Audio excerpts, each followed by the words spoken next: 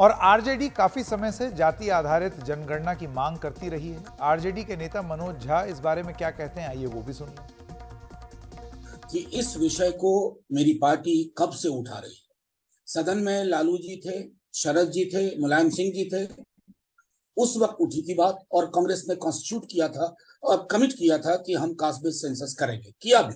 लेकिन बाद में जब सदन में मैंने स्वयं ये सवाल कई बार पूछे कि वो डेटा कहाँ है, तो कहा गया करप्ट हो गया।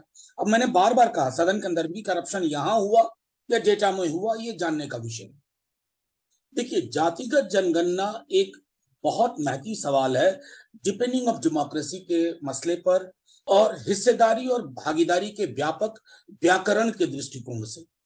उसके बगैर आप कल जब कांग्रेस ने इस बात की तस्दीक की तो एक तरह से आप देखिए कि पूरे देश में ट्रैक्शन चल रहा है जातिगत जनगणना को लेकर के। 31 में जनगणना हुई थी जाति के आधार। उसके बाद 2 नए मुल्क बन गए, पाकिस्तान और फिर बांग्लादेश। हमारे पास जो आंकड़े थे उसके आधार पर मंडल कमीशन ने एक वॉल्यूमिनस डेटा दिया 52% का, लेकिन रिजर्वेशन सीलिंग की वजह से 27 पे अटकाई गई। अब ईडब्ल्यूएस के संदर्भ में माननीय सर्वोच्च न्यायालय ने कहा कि 50% सीलिंग सैक्रोसैंक्ट नहीं है, तो जाहिर तौर पर सीलिंग खत्म हो चुकी है, बैरियर खत्म है। एक बार अगर वैज्ञानिक आंकड़े होंगे जातिगत, उन वैज्ञानिक आंकड़ों के अनुरूप आरक्षण की व्यवस्था होगी, जिसको मैं हिस्सेदारी और भागीदारी के व्याकरण के रूप में देखता हूं। बिहार में तो ये प्रक्रिया चल रही है और बिहार की असेंबली ने यूनानिमस पास किया था और सब लोग आकर के माननीय प्रधानमंत्री जी से भी मिले थे। लेकिन जब उनकी तरफ से एकदम चुप्पी हो गई, मौन, तो उसके बाद बिहार की सरकार ये कर रही है। कल कास्ट सर्वेक्षण का, जातिगत सर्वेक्षण का दूसरा फेज शुरू हुआ है, तो बिहार तो इस दिशा में आगे बढ़ चुका है। महत्वपूर्ण ये है इस संवैधानिक ढांचे में ये केंद्र की ओर से हुई होना चाहिए, क्योंकि देखिए पब्लिक एम्प्लॉयमेंट की जब हम बात करते हैं तो कई सारी नियुक्तियां केंद्र के अधीन है। और दूसरी बात, ये जो पूरा फेडरल स्ट्रक्चर है उसमें अगर ओबीसी या एससी एसटी की भागीदारी को व्यापक करना है तो ये राज्य में तो हम कर ही रहे हैं, अन्य राज्य भी करने को तैयार बैठे हैं, लेकिन ये केंद्र की ओर से होनी चाहिए ये चीजें। क्योंकि रिटोरिकल बयानबाजी करके और मूल मुद्दों से हट करके, मैंने बार बार कहा सदन में भी कि मंदिर मस्जिद गुरुद्वारे की साइज से कोई देश दुनिया में पहचाना नहीं जाता। पहचाना जाता है कि मानवीय सूचकांक पे कहाँ है, आपके सबसे ज्यादा हाशिए के लोग, उनका डेमोक्रेसी में स्टेक क्या है, उनकी कितनी भागीदारी है। ये महत्वपूर्ण प्रश्न तब तक हल नहीं होंगे जब तक केंद्र के स्तर पर सरकार इसके लिए तैयार ना हो।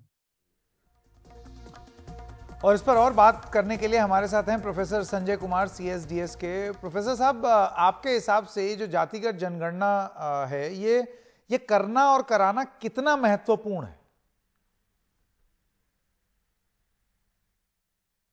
देखिए, महत्वपूर्ण इस मायने में है कि जब तक सेंसस नहीं होगी तो नंबर्स का पता नहीं चलेगा। सेंसस क्या है? गिनती है। गिनती से ये पता चलेगा किस समुदाय के कितने लोग हैं। लेकिन कास्ट सेंसस के साथ ये भी बात की जा रही है कि उसके आर्थिक और शैक्षणिक स्थिति का भी जायजा लिया जाए। तो अगर किसी समुदाय के बारे में उसकी संख्या पता चले और ये पता चले कि उनकी आर्थिक स्थिति क्या है, शैक्षणिक दृष्टिकोण से वो कितने पिछड़े हैं या कितने आगे हैं, उस आधार पर सरकार नीतियां बनाती है। इसी वजह से कास्ट सेंसस की जरूरत महसूस की जा रही है।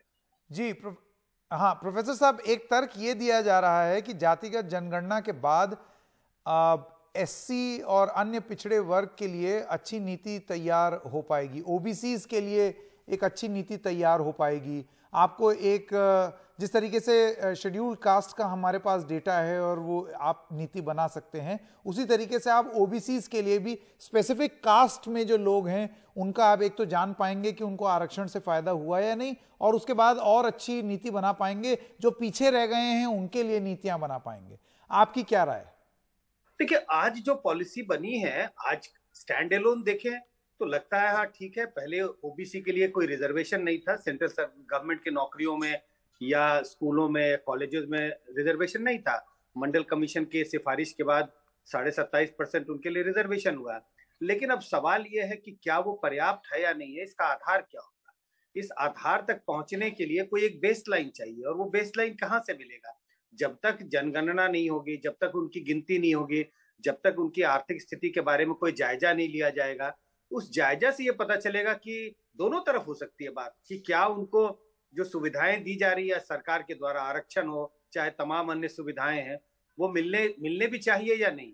या इसकी दूसरी स्टोरी ये भी हो सकती है, क्या जो सरकार आज सुविधाएं उनके डेवलपमेंट के लिए दे रही है वो पर्याप्त है या नहीं है, या और सुविधाएं देने की जरूरत है।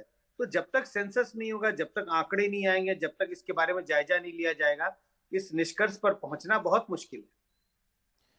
प्रोफेसर साहब, मेरा आखिरी सवाल यह है कि क्या आपको लगता है कि जातिगत जनगणना से राजनीतिक समीकरण नए सिरे से तय होंगे या उनमें कोई बदलाव आएगा? अब जैसे ये सवाल मैं क्यों पूछ रहा हूं, क्योंकि बाकी सब चीज पर विपक्षी दल अलग अलग दिखे, एक ये ऐसा मुद्दा हुआ जिसमें हम देख रहे हैं कि सब एक मत हैं, सब एक साथ बोल रहे हैं, तो आपको लगता है कि ये वो गोंद का काम कर सकता है विपक्ष के लिए जिसकी उनको तलाश थी?